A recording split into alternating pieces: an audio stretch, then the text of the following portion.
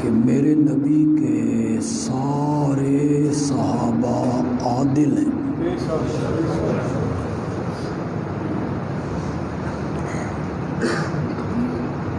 سب صادق ہیں،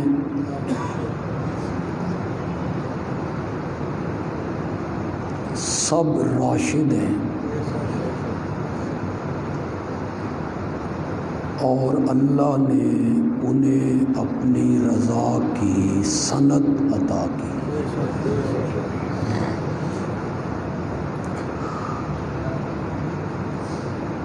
فتح مکہ سے پہلے ایمان لانے والے،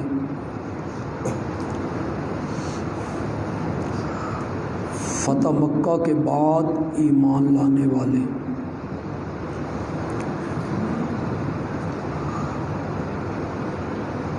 میرے آقا صلی اللہ علیہ وسلم کے انتقال سے ایک دن پہلے ایمان لانے والے،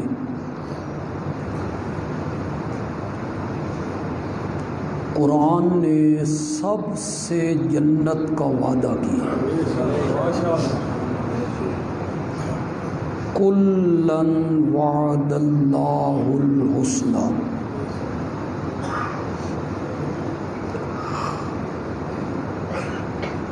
ان میں سے کوئی ایک بھی جہنم کی گرم ہوا نہیں کھائے گا۔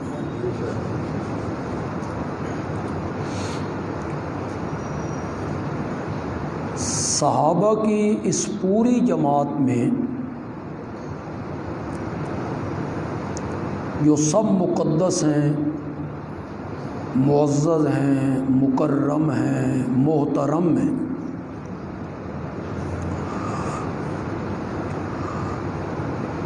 ان میں سب سے مظلوم صحابی جو ہے وہ سیدنا معاویہ ہے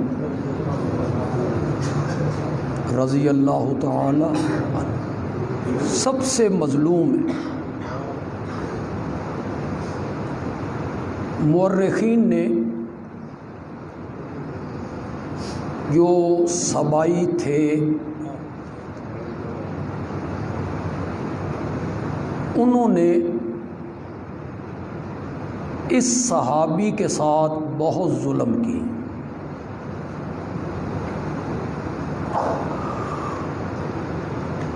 آپ کہیں گے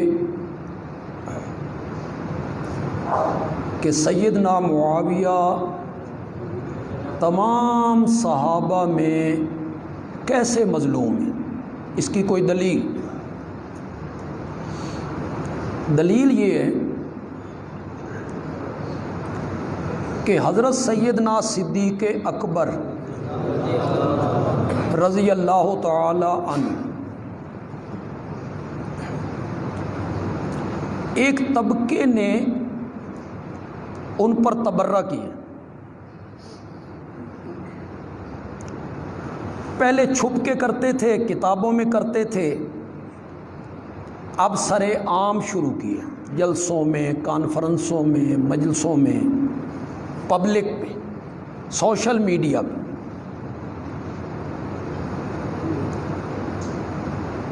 کافر تک کہا گیا، فاجر تک کہا گیا،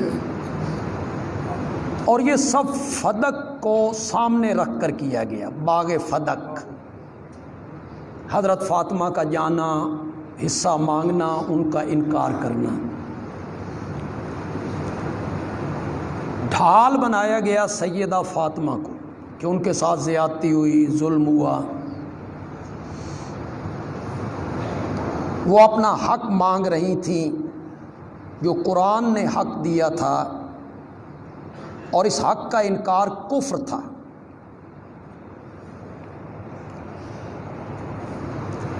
میں نے اس سے پہلے ایک جمعے میں کہا، آج کوئی نئے لوگ آئے ہیں تو سن لیں، میں نے 1 منٹ کے لیے یہ تسلیم کیا کہ حضرت ابو بکر نے باغ فدق سیدہ کو نہیں دیا، ظلم کیا، الیاذ باللہ۔ حضرت عمر نے بھی یہی کیا، نہیں دیا۔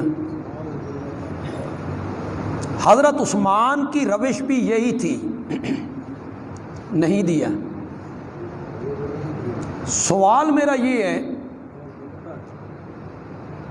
کہ جب حضرت سیدنا علی ابن ابی طالب رضی اللہ تعالی عنہ مسند خلافت پہ آئے، اقتدار ان کے پاس ہے، خلافت ان کے پاس ہے، طاقت ان کے پاس ہے، قوت ان کے پاس ہے، انہوں نے فدق کا باغ سیدہ کے وارثوں کو لوٹایا؟ کیوں نہیں لوٹایا؟ اس ظلم کو کیوں نہیں بدلا؟ سیدہ کے وارث موجود تھے، حسنین کریمین تھے، حضرت زینب تھیں، ام کلثوم تھیں، انہیں کیوں نہیں دیا؟ تم باغ فدق نہیں ثابت کر سکتے ہو کہ حضرت سیدنا علی نے فاطمہ کے وارثوں کو دیا، تم ثابت نہیں کر سکتے ہو۔ میں یہ ثابت کر سکتا ہوں کہ تمہاری کتابوں میں یہ لکھا ہوا ہے کہ حضرت علی کو جب یہ بات کہی گئی تو حضرت علی نے کہا میں وہی کروں گا جو ابو بکر و عمر نے کیا تھا۔ یہ موجود ہے تمہاری کتابوں، میں اسی روش پہ قائم۔ اس فدق کو بہانہ بنا کے طوفان کھڑا کیا گیا۔ آپ بتائیں، وراثت میں صرف بیٹی حصے دار ہوتی، بیوی نہیں ہوتی؟ میرے نبی کی بیویاں زندہ ہیں، 9 بیویاں، انہیں حضرت صدیق اکبر نے دے دیا؟ انہوں نے مطالبہ کیا؟ انہوں نے تو مطالبہ نہیں کیا کہ یہ وراثت ہے، ملکیت ہے ہمارے شوہر کی، ہمیں یہ وراثت دی جائے۔ انہوں نے تو مطالبہ نہیں کیا۔ فریقین کی کتابوں میں اور معتبر ترین کتابوں میں یہ روایت موجود ہے۔ فریقین سمجھ رہے ہو؟ یہ ہے مرج البحرین، 2 سمندر ملا کے چلائے، ایک میٹھا ایک۔ تو دونوں فریقوں کی کتابوں میں یہ روایت موجود ہے صحیح سند کے ساتھ کہ ہم انبیاء کی جو جماعت ہیں، ہم نہ کسی کے وارث بنتے ہیں، نہ ہم وراثت میں مال اور درہم چھوڑتے ہیں، ہم تو وراثت میں علم چھوڑتے ہیں۔ یہ موجود ہے۔ وہ جو تم بناتے ہو نا، پچھلے جمعے ہمارے محترم کہنے لگے وارثا سلیمان وارث بنے داؤد کے، تو یہ قرآن کی آیت ہے، لوگوں کو دکھاتے پھرتے ہیں دیکھو جی حضرت سلیمان بیٹے تھے، داؤد کے وارث بنے۔ میں نے کہا حضرت داؤد کا ایک بیٹا تھا، 18 بیٹے تھے، ایک کو وراثت ملنی تھی، 18 بیٹوں میں صرف ایک سلیمان۔ اور یہاں سے وراثت مال کی مراد نہیں ہے، وہی نبوت اور علم کی وراثت مراد ہے۔ پھر کبھی آپ کو سورت مریم دکھائیں گے، حضرت زکریا دعا مانگتے ہوئے کہتے ہیں یا اللہ ایک بیٹا دے دے یارثنی، جو میرا وارث بنے، وہ آل یعقوب، اور یعقوب کی اولاد کا وارث بنے۔ یہ پوری آیت میں نے ترجمہ کر دی ہے۔ تو وہاں کہتے ہیں دیکھو جی حضرت زکریا کہتے تھے یارثنی، میرا وارث بنے، انبیاء کی وراثت تو ہوتی ہے۔ اب آپ سادہ لوگ ہیں، جب آپ کو قرآن کی آیت یہ دکھائی جاتی ہے آپ چکرا جاتے ہیں کہ یار ہمارے خطیب تو کہتے ہیں انبیاء کی وراثت نہیں ہوتی، یہاں حضرت زکریا کہتے ہیں میرا وارث بنے، اس کا جواب یہ ہے کہ جو بیٹا مانگ رہے ہیں انہوں نے اپنے باپ کا وارث تو بننا تھا زکریا کا، یعقوب کی اولاد کا بھی اسی نے وارث بننا تھا۔ میرا وارث بنے اور یعقوب کی آل کا وارث بنے، تو یہ لفظ بتا رہے ہیں وراثت سے مالی وراثت مراد نہیں ہے، دین والی وراثت مراد ہے۔ میرا وارث بنے اور یعقوب کی آل کا وارث بنے۔ پھر حضرت زکریا سرمایہ دار کتنے تھے کہ انہیں فکر پڑ گئی تھی کہ میرا مال جو ہے، میری کوٹھیاں، میرے باغات، میری فیکٹریاں، میری دولت، میرا سونا، میری چاندی کدھر جائے گی؟ یا اللہ ایک بیٹا دے دے جو اسے سنبھالے۔ درخانوں والا وہ کام کرتے ہیں، ایک درخان کی کتنی آمدن ہوتی ہے جی؟ جس کی فکر پڑ گئی تھی حضرت زکریا کو کہ میرا مال اور میرا بیٹا ہونا چاہیے جو میرے مال کا، کوئی عقل سے کام لو یار۔ انبیاء دولت اور مال وراثت میں نہیں چھوڑتے، کیا چھوڑتے ہیں؟ علم چھوڑتے ہیں۔ 2 آیتیں وہ پیش کرتے ہیں، میں نے دونوں آیتوں کا جواب دے دی۔ سلیمان داؤد کے وارث بنے، اس کا بھی میں نے جواب دے دی۔ حضرت زکریا نے دعا مانگی میرا وارث بنے، لیکن اس کا جواب آگے ہے، میرا وارث بنے اور یعقوب کی آل کا بھی کیا بنے۔ یہ پوری یعقوب کی آل کا وارث اکیلے حضرت زکریا کے بیٹے نے بننا تھا۔ تو فدق کو سامنے رکھ کر حضرت صدیق اکبر پہ تبرہ ہوتا ہے۔ عدالت میں گئیں، کھڑی رہیں، دھوپ میں کھڑا کیا گیا، سنوائی نہیں ہوئی۔ خوف خدا کرو، اللہ سے ڈرو۔ آج اگر خدا نہ کرے، آج اگر سیدہ فاطمہ ہوں اور عدالت میں کھڑی ہوں، ہائی کورٹ، سپریم کورٹ، اور دھوپ میں کھڑی ہوں اور انہیں وہاں دھکے دیے جائیں، تمہارا رد عمل کیا ہوگا؟ بولتے کیوں نہیں؟ بولتے کیوں نہیں؟ زور سے بولو نا۔ برداشت کر لو گے کہ ٹھیک ہو رہا ہے؟ اسے تو عقل بھی تسلیم نہیں کرتی، انسانی عقل بھی اس کو تسلیم نہیں کرتی۔ میں عرض یہ کرنا چاہتا ہوں کہ صحابہ کی جماعت میں سب سے مظلوم صحابی جو ہے وہ کون ہے؟ سیدنا معاویہ ہے۔ اس کی میں دلیل دینا چاہتا تھا کہ ایک طبقہ حضرت صدیق اکبر رضی اللہ تعالی عنہ پر تبرہ بھی کرتا ہے، طعن بھی کرتا ہے، غلطیاں بھی گنواتا ہے، ان کے ظلم کی داستانیں بھی سناتا ہے، کفر تک کے فتوے لگاتا ہے، لیکن کوئی اہل سنت کہلانے والا حضرت صدیق اکبر کے بارے میں اپنے دل میں میل رکھتا ہے؟ کوئی بریلوی، کوئی دیوبندی، کوئی اہل حدیث، کوئی نیک بد، عالم جاہل میل رکھے اپنے دل میں حضرت سیدنا صدیق اکبر کے لیے؟ نہیں۔ سارے طبقے کے لوگ کہتے ہیں اس امت کا پہلا مومن ہے، پہلا مومن ہے۔ میرے پاس یہ وقت نہیں، لیکن میں ایک لفظ کہہ کے آگے بڑھ جاؤں گا۔ اس امت کی جو قیامت تک جاری رہے گی امت، اس امت کی جو گنتی ہے اس کا ایک ابو بکر ہے۔ اب آگے کروڑ، ارب، خرب بنتے چلے جاؤ، گنتی شروع کہاں سے ہوتی ہے؟ وہ جو ایک ہے نا، وہ ابو بکر ہے۔ پھر لوگوں کو اتنی سمجھ کیوں نہیں آتی انہیں؟ اللہ کرے اس طبقے پر کبھی کوئی بندہ میری گفتگو کو سنے، میری بات کو سنے، مقصد تو ہے اللہ کرے کسی کو سمجھ آ جائے۔ کیوں بھائی؟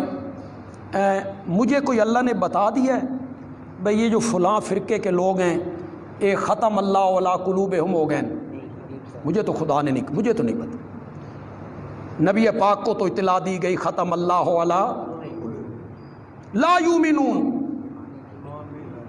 مجھے تو نہیں بتایا گیا، چاہے وہ مرزائی ہوں، چاہے وہ دوسرے طبقے کے لوگ ہوں، مجھے تو نہیں بتایا گیا۔ ایک داعی کو ہمیشہ یہ کوشش جاری رہنی چاہیے اس کی کہ وہ اس لہجے میں بیان کرے کہ اللہ کرے جو دوسرے مسلک کے لوگ ہیں انہیں بھی صحیح سمجھ آ جائے۔ ایک داعی کا یہ فرض بنتا ہے۔ گالی نکالنا، بد زبانی کرنا، فتوے لگانا، یہ کون سی مشکل بات، یہ تو عام بندہ بھی کر سکتا ہے، میرا وہ وتیرہ نہیں۔ میں تو اس نیت سے واز کرتا ہوں اللہ کرے بھٹکا ہوا کوئی بندہ سیدھے رستے پہ آ جائے، اللہ کرے۔ تو جو دوسرے طبقے کے لوگ ہیں وہ ذرا غور تو کریں یار، ان میں بڑے بڑے وکلاء ہیں، بڑے بڑے جسٹس ہیں، انجینئر ہیں، پڑھے لکھے لوگ ہیں، تعلیم یافتہ لوگ ہو تم، خدا کے لیے کبھی اس پر غور تو کرو۔ وہ بندہ بھی اور وہ شخصیت بھی ظالم ہو سکتا ہے جو آج بھی محمد کے سینے کے ساتھ موجود ہے۔ خوف خدا کرو یار، کوئی خوف خدا کرو۔ وہ بندہ بھی ظالم ہو سکتا ہے جو آج بھی نبی پاک کے سینے کے ساتھ موجود ہے۔ سلایا کس نے تھا؟ کس نے سلایا تھا؟ بولتے کیوں نہیں ہو یار؟ بولو نا زور سے۔ حضرت علی نے۔ کس نے سلایا؟ تلوار لے کے کھڑے ہو جاتے نا، وہ تلوار جو مرد کے دو ٹکڑے کرتی ہے پھر ساتوں زمینوں کو چیر دیتی ہے، پھر نیچے اس گائے کا سینگ جس پر وہ زمین کو اٹھائے کھڑی ہے اسے زخمی کر دیتی ہے، پھر جبریل نیچے پر رکھتا ہے۔ یہ ساری داستانیں سناتے رہتے ہو۔ وہ تلوار نیام میں کیوں رہی؟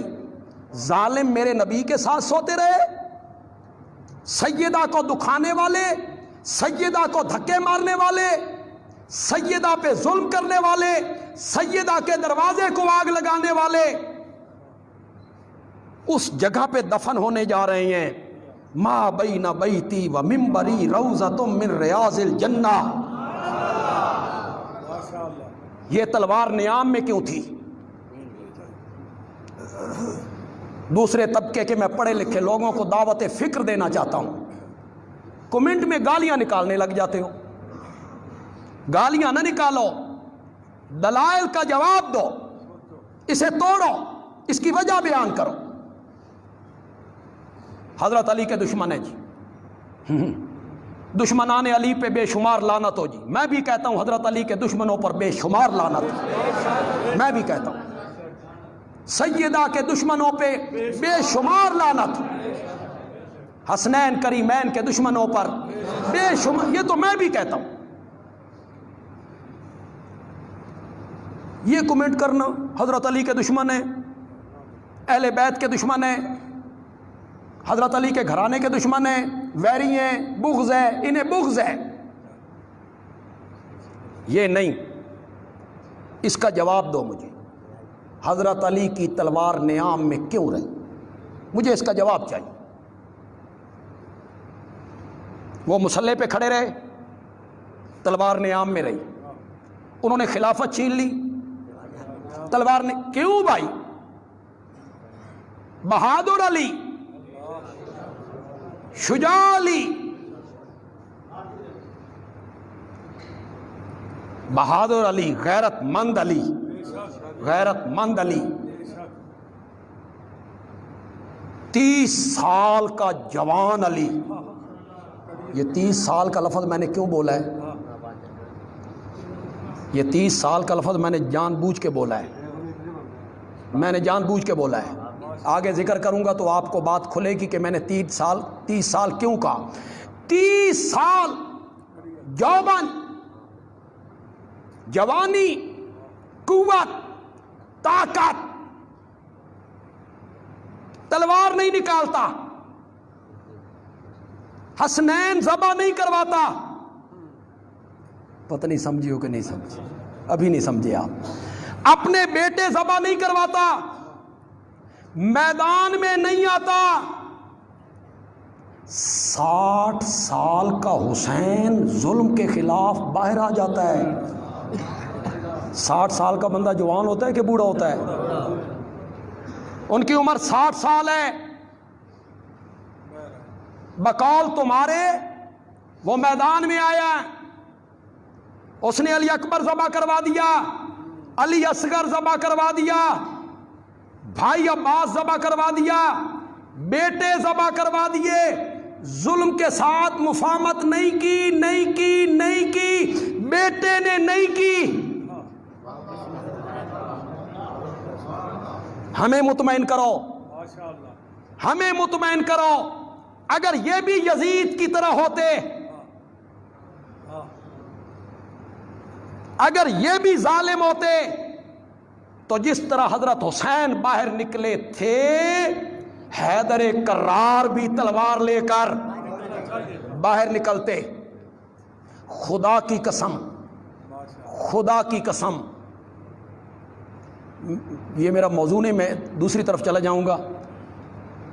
علی اکبر، 18 سال کا علی اکبر اور 6 مہینے یا 1.5 سال کا علی اصغر، ان کا جو خون ہے،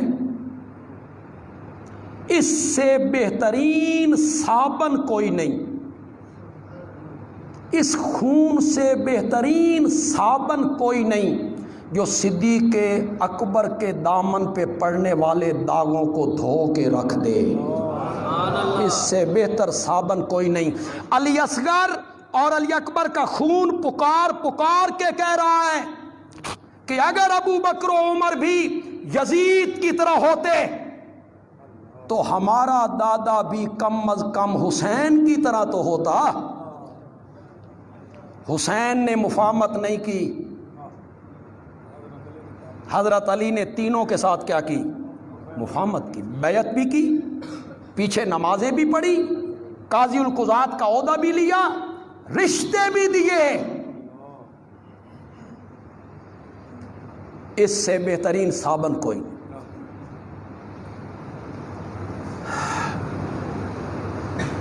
پھر حضرت عمر آئے، ایک طبقے نے انہیں گالیاں دی، تبرہ کی، لیکن کوئی سنی حضرت عمر کے لیے اپنے دل میں میر رکھتا ہے؟ کوئی سنی نہیں رکھتا، نہ کوئی تنقید کرتا ہے، نہ کوئی ان کی غلطیاں گنواتا پھرتا ہے، کوئی سنی بھی، بلکہ سارے سنی حضرت عمر کا احترام کر رہے ہیں۔ حضرت عثمان نے، ایک طبقے نے ان پہ تبرہ کی، انہیں امت کا قارون کا، لیکن کوئی سنی اہل سنت کہلانے والا ان پر اس طرح تبرہ نہیں کرتا۔ معاویہ اس لحاظ سے مظلوم ہے کہ جس طبقے نے ابو بکر و عمر عثمان کو فاسق، فاجر، کافر کہا، تبرہ کیا، اس طبقے نے سب سے زیادہ فتوے معاویہ پہ لگائے، سب سے زیادہ معاویہ کو رگیدا، لیکن اہل سنت کہلانے والے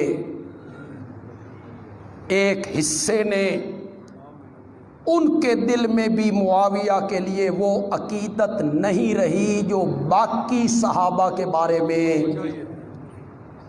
اس لیے معاویہ سب سے زیادہ کیا ہے؟ مظلوم۔ اہل سنت نے تبرہ کی، اہل سنت نے تنقید کی، سنی کہلانے، وہ سنی نہیں تھے، انہوں نے سنیت کا لبادہ اڑا تھا، اندر سے وہ سنی نہیں تھے، لبادہ اوڑھ کے آئے. پھر تاریخ نے جو کچھ لکھا بعد کے لوگ اس سے متاثر ہوتے چلے گئے اور ان سے پوچھا گیا یہ کیوں تم نے نظریات لکھے ہیں یا بیان کرتے ہو؟ تو وہ کہتے ہیں تاریخ میں لکھا ہوا ہے جی، ہم کیا کریں. تو آپ پڑھے لکھے لوگ ہیں، آپ بھی یہی کہتے ہیں. یہ کالج سکول یونیورسٹیوں کے بچے ہمارے بیٹھے ہیں، یہ بھی یہی کہیں گے یہ طبری نے لکھا ہے، فلاں نے لکھا ہے، فلاں نے لکھا ہے، فلاں نے لکھا ہے. تو ہم کیا کریں جی؟ تاریخ کو نہ مانیں. جتنے لوگ بیٹھے ہو،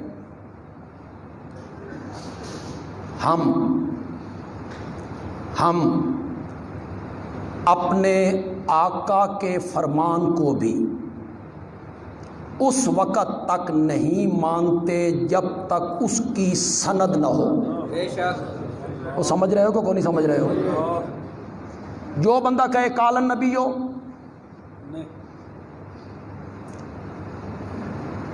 ملا علی قاری نے لکھا ہے کہ 3 لاکھ حدیثیں حضرت علی کی فضیلت میں گھڑی گئی ہیں. سن رہے ہو نہیں سن رہے ہو؟ کتنی؟ ہاں. اور ہمارے مبلغ ممبر پہ بیان کرتے ہیں وہ وضع کی گئی ہیں، جھوٹی ہیں، بغیر سند. امام بخاری اپنی کتاب الصحیح میں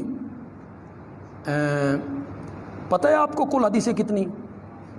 5000. بخاری میں کتنی حدیثیں؟ 5000. اس نے چھانٹی ہیں، چھانٹی. اس میں تکرار نکال دو تو اور کم ہو گئی.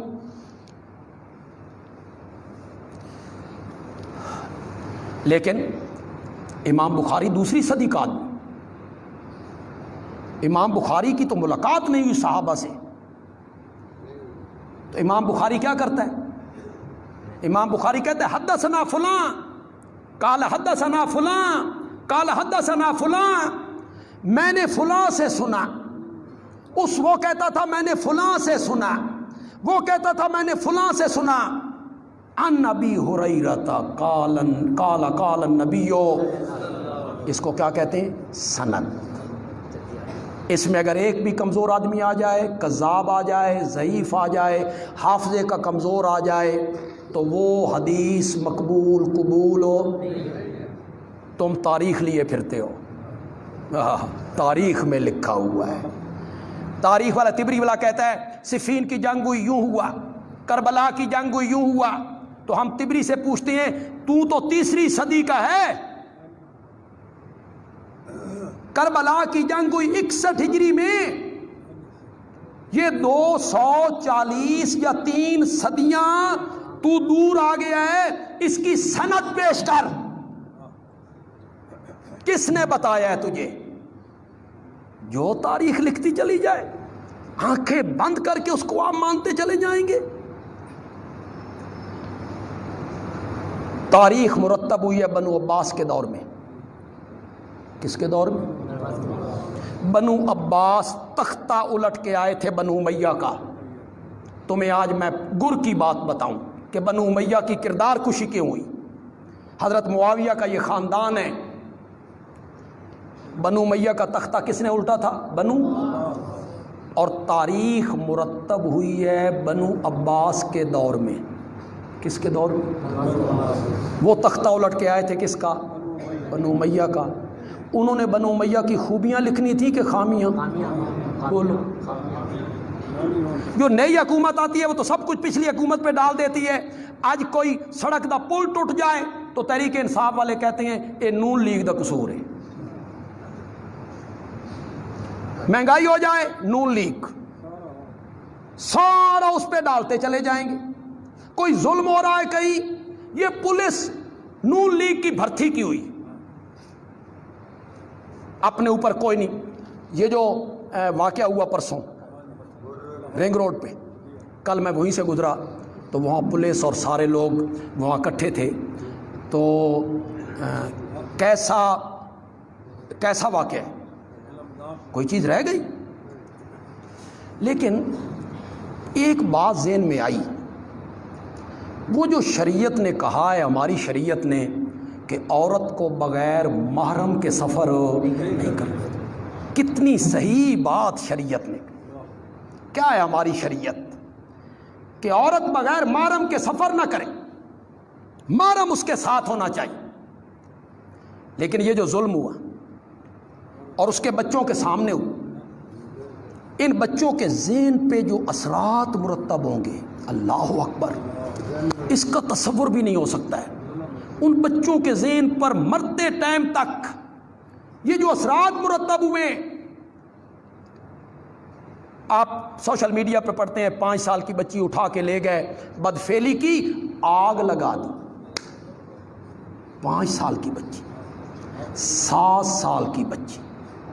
میں کہا کرتا ہوں کہ تاریخ عالم میں حضرت آدم سے لے کے اب تک ہمیں کہیں نہیں ملتا کہ 7 سال کی بچی، 6 سال کی بچی، 8 سال کی بچی، 6 سال کا بچہ، 7 سال کا بچہ، اس کے ساتھ بدفعلی کی گئی ہو. تاریخ عالم میں نہیں ملتا. آج ہمیں یہ دن دیکھنے پڑے ہیں، ہمیں یہ دن دیکھنے پڑے ہیں.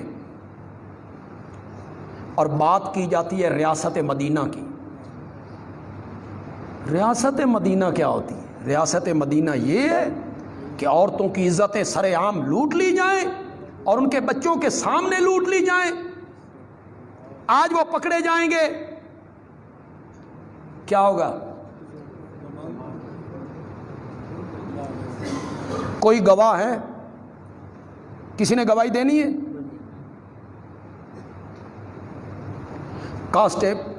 پولیس کا وہ افسر یا کانسٹیبل یا سرجنٹ جو بھی تھا، وہ کوئٹہ میں کھڑا ہے، پیچھے سے جناب جیپ آئی ہے، آپ وہ دیکھتے ہیں سوشل میڈیا پہ، تیز رفتاری سے آئی اور اس پولیس کے اڑا دیا، مر گیا. وہ اللہ کے پاس پہنچ گیا.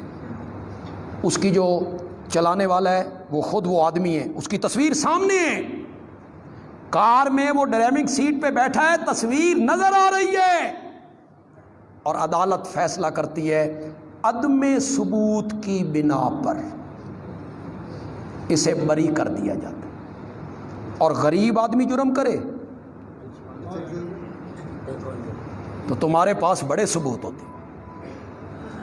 میرے آقا نے فرمایا تم سے پہلی قومیں اسی لیے تباہ ہو گئی تھیں کہ ان کے بڑے لوگ جرم کرتے تھے تو انہیں سزائیں نہیں دیا کرتے تھے، اور غریب لوگ جرم کرتے تھے تو ان کو سزائیں دیتے تھے. سچی سچی بولو، آج وہی دور نہیں ہے؟ نہیں ہے وہ دور.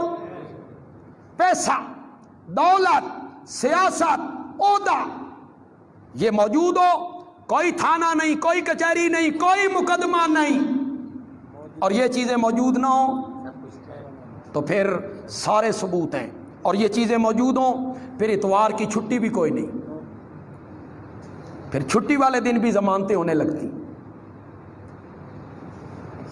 اللہ ہمارے ملک پہ رحم فرمائے. بنو عباس تختہ الٹ کے آئے تھے بنو امیہ کا.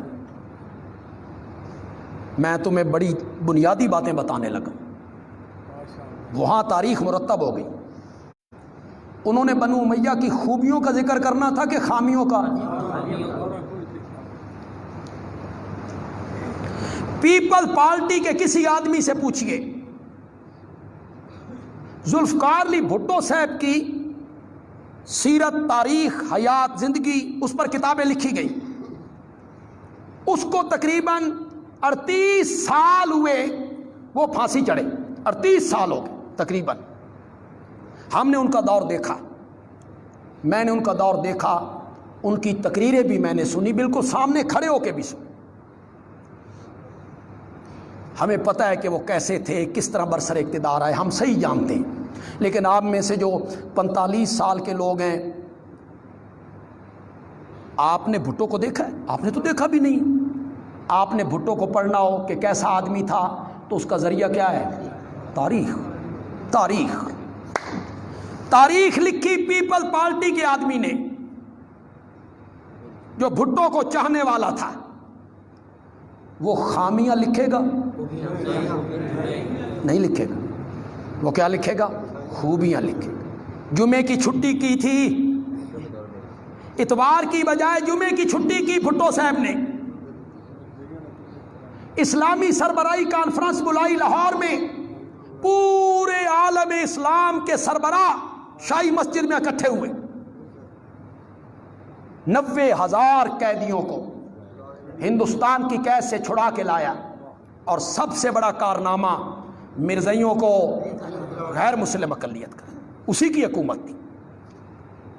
وہ سارے گن گائے گا، خامی نہیں ذکر کرے، اور اگر تاریخ لکھی بھٹو صاحب کے ذہناً مخالف نے تو وہ خوبیاں لکھے گا؟ نہیں لکھے، اس کو سرسری کر کے بھاگ جائے گا، خامیاں لکھے گا، خامیاں۔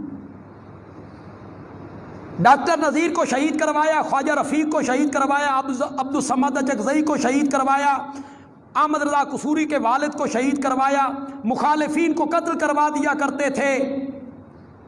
بنگلہ دیش کے بنانے میں ان کا بڑا ہاتھ تھا۔ انہوں نے قذافی سٹیڈیم میں تقریر کرتے ہوئے کہا، پیتا ہوں لیکن تھوڑی سی پیتا ہوں، جب تھک جاتا ہوں تو پیتا ہوں۔ وہ یہ لکھے گا۔ اب جس کے پاس تاریخ پہنچ گئی پیپل پارٹی کے لکھے ہوئے بندے کی، وہ پڑھے گا، وہ کہے گا بلے بلے اے تے بڑا ولی اللہ سی، یہ تو بڑا زبردست آدمی تھا۔ اور اگر کسی کے پاس تاریخ پہنچ گئی جو پیپل پارٹی کا مخالف تھا، اس کی پہنچ گئی، وہ کہے گا او ہو یہ تو بڑا ظالم آدمی تھا۔ یہ ہے تاریخ جناب۔ اب آپ کو سمجھ آئی کہ نہیں آئی؟ یہ ہے تاریخ۔ تاریخ کیا ہے؟ تاریخ تاریخ ہے۔ اوے نوجوانوں، اوے تاریخ سے متاثر نوجوانوں، تاریخ کو وحی کا درجہ دینے والے نوجوانوں، بندیالوی کا ایک جملہ یاد رکھو، پلے باندھ لو، صحابہ تاریخی شخصیات نہیں، صحابہ قرآنی شخصیات ہیں۔ قرآنی جو تبری کی بات کرے اس کے منہ پہ مارو، اسے کہو قرآن پڑھ۔ تبری کون ہوتا ہے؟ قرآن پڑھ۔ قرآن کہتا ہے اولئک ہم الصادقون، اولئک ہم الراشدون، اولئک ہم المفلحون، اولئک ہم المتقون، اولئک حزب اللہ۔ پنجابی معنی کرتا ہوں نا، بڑا مزہ آتا ہے۔ میرا سونا اے یار تیرے نے تے فوج میری ہے۔ اولئک حزب اللہ، حزب کا کیا معنی ہے؟ لشکر۔ احزاب کا کیا معنی ہے؟ بہت سارے لشکر۔ وہ سورۃ احزاب ہے قرآن میں، اس کو کیوں احزاب کہتے ہیں؟ بہت سارے لشکر مدینے پہ چڑھ آئے تھے، اس کو احزاب کا حزب۔ اولئک حزب اللہ، اے یار تیرے نے،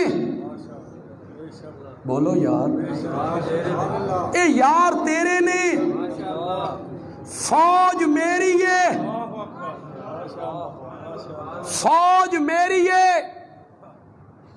پاکستان کی فوج کی وفاداری پر تنقید نہیں ہو سکتی۔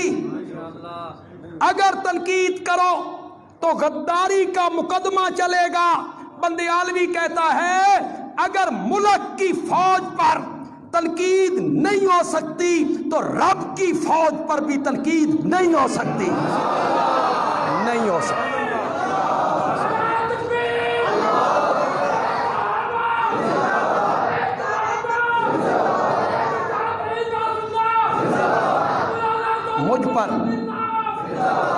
مجھ پر تنقید ہو سکتی ہے، آپ کو اجازت ہے۔ علماء دیوبند پر ہو سکتی ہے، علماء بریلی پہ ہو سکتی ہے، علماء اہل حدیث پہ ہو سکتی ہے، میرے استاد پہ ہو سکتی ہے، میرے مرشد پہ ہو سکتی ہے، میرے بزرگ پہ ہو سکتی ہے، میرے باپ پر ہو سکتی ہے، ابن حجر پہ ہو سکتی ہے، ابن اسیر پہ ہو سکتی ہے، تبری پہ ہو سکتی ہے، ابن کثیر پہ ہو سکتی ہے، عینی پہ ہو سکتی ہے، ابن منیر پر ہو سکتی ہے، اولیاء اللہ پہ ہو سکتی ہے، بزرگان دین پر ہو سکتی ہے، ہر ایک پر تنقید ہو سکتی ہے، صحابہ پر تنقید نہیں ہو سکتی، صحابہ کے اعمال سے بحث نہیں ہو سکتی۔ ہم کون ہوتے ہیں بحث کرنے والے؟ تمہیں کس نے جج بنایا ہے؟ کس نے تمہیں جج بنایا؟ نام لو اس کا۔ کس نے تمہیں جج بنایا کہ تم عدالت کی کرسی پر بیٹھ کر بولو فلاں حق پہ تھا، فلاں باطل تھا، فلاں صحیح تھا، فلاں غلط تھا؟ تجھے جج کس نے بنایا ہے؟ اگر آج حضرت عمر کی حکومت ہوتی تیری پیٹھ دروں سے کھرچ کے رکھ دیتے۔ تو کون ہوتا ہے صحابہ پہ تنقید کرنے والا؟ تجھے کس نے جج بنا دیا ہے؟ فلاں صحیح ہے، فلاں غلط ہے۔ جب دو بندے آپس میں جھگڑتے ہیں جی، ایک صحیح ہوتا ہے ایک غلط ہوتا ہے جی، عقل کے معیار پہ تولتے رہتے ہو۔ جب دو بندے جھگڑتے ہیں جی، ایک صحیح ہوتا ہے غلط۔ حضرت موسیٰ علیہ السلام نے حضرت ہارون کی داڑھی پکڑ کے کھینچی تھی، پڑھ قرآن، سر کے بال پکڑ کے کھینچے تھے، کون حق پر تھا اور کون باطل پہ تھا، کر فیصلہ۔ فارمولے بناتے پھرتے ہو۔ جب دو بندے آپس میں جھگڑتے ہیں تو یقیناً ایک حق پہ ہوتا ہے۔ حضرت موسیٰ علیہ السلام داڑھی پکڑ رہے اور وہ آگے کہتے ہیں یا ابن ام، اور میرے ماں جائے، اور میرے ماں جائے، انہاں دشمنوں نو خوش نہ کر، میری کوئی غلطی نہیں۔ آپ ان میں سے کسی کو غلط کہہ سکتے ہیں؟ دونوں میں سے کہہ سکتے ہیں کسی کو غلط؟ وہاں کیوں نہیں فیصلہ کرتے ہو کہ موسیٰ حق پہ تھے کہ ہارون حق پہ تھے؟ یہاں تمہاری زبانیں کھلتی ہیں کہ آپس میں جنگ ہوئی منافقین کی شرارت سے تو فلاں حق پہ تھا اور فلاں باطل پہ تھا۔ میرے نبی کا یار اور باطل پر میں قرآن کو کدھر کروں گا؟ اولئک هم المتقون، اولئک هم الراشدون۔ یہ قطعاً متاثر نہیں ہونا، تاریخ کی کتابوں میں لکھا ہوا ہے۔ تاریخ کی کتابوں میں بہت کچھ لکھا ہوا ہے۔ میں نے پچھلے جمعے آپ کو بتایا تھا، تاریخ کی کتابوں نے حضرت داؤد کو معاف نہیں کیا، تاریخ کی کتابوں نے میرے نبی کو معاف نہیں کی۔ اسرائیلی روایات ہوتی، یہودیوں کی روایتیں آ جاتی، نبیوں پہ تبرہ ہو رہا ہے۔ تو تاریخ کیا ہے؟ تاریخ نہیں، ذالک الکتاب۔ مولا شکر ہے تو قرآن بھی بھیجیا سی، مولا تیرا شکر ہے تو قرآن بھی بھیجیا سی۔ قرآن بھیجا اور پھر میرے نبی کے یاروں کی تعریفیں شروع، نبی کے یاروں کی تعریفیں شروع کر۔ تم نے کہا سب منافق، سب کافر، سب حق کو چھوڑ گئے۔ حضرت علی کا حق تھا، ابو بکر کے پیچھے چل پڑے۔ حضرت علی کو خلافت نبی پاک دے کے گئے تھے، سب صحابہ ادھر چل پڑے، صرف 3 رہ گئے۔ ساری رات حضرت علی حضرت فاطمہ کو لے کے ایک دروازے پہ دستک دیتے رہے، صبح دے ٹائم 3 ووٹ نکلے۔ یہ تصویر پیش کی ہے تو نے حضرت علی کی، حضرت علی کی یہ تصویر پیش کی ہے۔ جو لوگ صحابہ پہ دشمن ہیں وہ دراصل نبی پاک کے دشمن ہیں، نبوت کے دشمن ہیں۔ میرے نبی کی یہی تربیت تھی کہ ادھر آنکھیں بند ہوئی، ادھر سارے ارتداد کی طرف چلے گئے۔ کیا دنیا کو بتانا چاہتے ہو؟ دنیا کفر کے سامنے اسلام کی کیا تصویر پیش کرنا چاہتے ہو؟ کہ نبی پاک کی آنکھیں بند ہوتے ہی سب حق کو چھوڑ گئے تھے؟ میرے نبی کی یہی تربیت تھی۔ قرآن نے کئی مرتبہ میرے نبی کے منصب کا ذکر کرتے ہوئے کہا وَيُزَكِّيهِمْ، میرا نبی ان کا تزکیہ کرتا ہے۔ کیا کرتا ہے؟ یہ تزکیہ کیا تھا میرے نبی نے۔ اور نوجوانوں، ایک کالج کی بڑی شہرت ہو، اس کا پرنسپل بہت اچھا ہے، بہت اعلیٰ ہے، بہت محنتی ہے، بہت قابل ہے، کیا بات ہے اس کی پڑھائی کی، تعلیم کی، کنٹرول کی، تربیت کی۔ کالج میں لڑکے کتنے پڑھتے ہیں کہ 10,000، اچھا پاس کتنے ہوئے آکے 3۔ تو قصور طالب علموں کا ہے یا اس پرنسپل کا قصور ہے؟ ایک ہسپتال ہے، ڈاکٹر ہے، حاذق ہے، ماہر ہے، شہرت ہے، اس کے ہاتھ میں بڑی شفا ہے، اچھا جی مریض ٹوٹ کے پڑتے ہیں، شفا یاب کتنے ہوئے کہ 3۔ قصور کس کا ہے؟ اچھا ڈاکٹر ہے، ایک مرشد ہے، خانقاہ ہے، اللہ اللہ سکھاتا ہے، لوگ ٹوٹ کے اس کے پاس جاتے ہیں، کتنے لوگوں کا تزکیہ ہوا؟ 3۔ واہ، اس مرشد کو کیا کہو گی؟ اس ڈاکٹر کو کیا کہو؟ اور میرے نبی نے تزکیہ کیا، دلوں کی صفائی کی میرے نبی نے، مانجا ماریا مانجا، صفائی کی، وَلَٰكِنَّ اللَّهَ حَبَّبَ إِلَيْكُمُ الْإِيمَانَ وَزَيَّنَهُ فِي قُلُوبِكُمْ۔ ان پہ تبرے کرتے پھرتے ہو، زَيَّنَهُ فِي قُلُوبِكُمْ، زَيَّنَهُ فِي قُلُوبِكُمْ۔ میں یہاں ایک معنی کرتا ہوں اور میں ہی کرتا ہوں، زَيَّنَهُ فِي قُلُوبِكُمْ۔ میرے پیارے پیغمبر، میرا ایمان اتنا خوبصورت ہے، کسی کے دل میں آئے تو دل خوبصورت ہو جائے، ایمان جو آ گیا تو دل خوبصورت ہو گیا۔ وَزَيَّنَهُ فِي قُلُوبِكُمْ، میرے پیغمبرو تیرے یاروں کے دل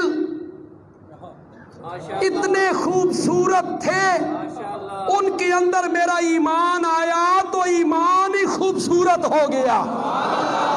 زَيَّنَهُ فِي قُلُوبِكُمْ اولئک وَكَرَّهَ إِلَيْكُمُ الْكُفْرَ، بولو لوگو، وَكَرَّهَ إِلَيْكُمُ الْكُفْرَ وَالْفُسُوقَ وَالْعِصْيَانَ، ہم نے کفر کو، فسوق کو، نافرمانیوں کو نبی کے یاروں سے پرے ہٹا دیا۔ اولئک هم الراشدون۔ مغرب کے بعد انشاءاللہ پھر بات کروں گا 18 بلاک میں۔ آج 18 بلاک میں مغرب کے بعد 18 بلاک کی مسجد میں ایک پروگرام ہے، عظمت اصحاب رسول، احتجاجی ہے کہ صحابہ پہ تبرہ ہو رہا ہے، اور ہم چاہتے ہیں کہ یہ سلسلہ رکنا چاہیے۔ کیوں بھائی رکنا چاہیے کہ نہیں رکنا چاہیے؟ اور صحابہ کی عظمت کا ڈنکا بجنا چاہیے۔ تو یہ پروگرام بڑا مختصر سا پروگرام ہو، کوئی لمبا چوڑا پروگرام نہیں ہے، لیکن میں آپ سے کتنی توقع رکھوں کہ آپ صحابہ سے محبت کا اظہار کرتے ہوئے آج مغرب کے بعد اس پروگرام میں پہنچیں گے۔ دیکھیں، ایک انشاءاللہ ہوندی مولوی علی، وہ سمجھتے ہیں بیٹھے انشاءاللہ کھڑی دے کی من ہو۔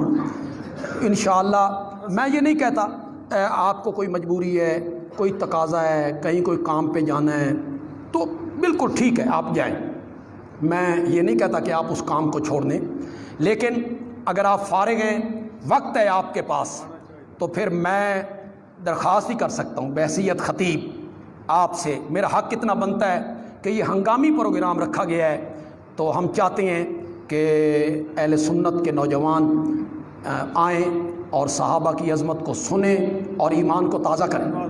تو آپ سارے حضرات آئیں گے جی، پہنچیں گے وہاں، اپنے دوستوں کو، احباب، دوسرے مسلک کے جو لوگ ہیں، آپ کے کوئی دوست ہیں بریلوی مسلک سے تعلق رکھتے ہیں، اہل حدیث مسلک سے تعلق رکھتے ہیں، انہیں آپ دعوت دیں کہ صحابہ کی عظمت کا بیان ہے، بھائی آپ بھی آئیں، صحابہ کی عظمت بیان ہونی ہے۔ تو آپ سارے حضرات اپنے احباب کے ساتھ آپ تھوڑا سا اس کا اعلان کریں گے، اشتہار بنیں گے، اور ایک دفعہ پھر میرے ساتھ اظہار یکجہتی کریں کہ آپ سب حضرات اس پروگرام میں آئیں گے جی انشاءاللہ۔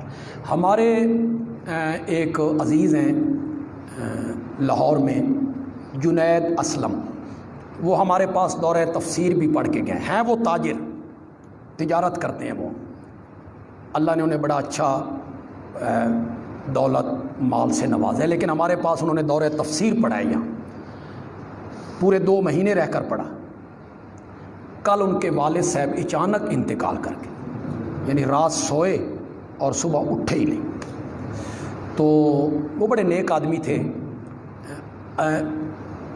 5-6 دن پہلے وہ میرے پاس آئے، ملاقات ہوئی، اور میں بڑا حیران ہوں کہ موت سے پہلے اللہ نے ان سے کیا کام لیا۔